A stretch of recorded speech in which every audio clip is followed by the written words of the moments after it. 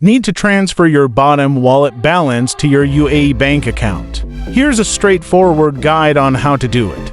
First, ensure you have the latest version of the Botim app installed and that you have a sufficient balance in your Botim Wallet to withdraw.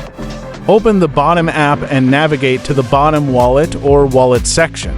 Look for an option labeled Withdraw or Transfer to Bank. You will then need to link your UAE Bank account if you haven't already. You'll need to provide details like your bank name, IBAN number, and account name. Once your bank account is linked, enter the amount you wish to withdraw and confirm the transaction.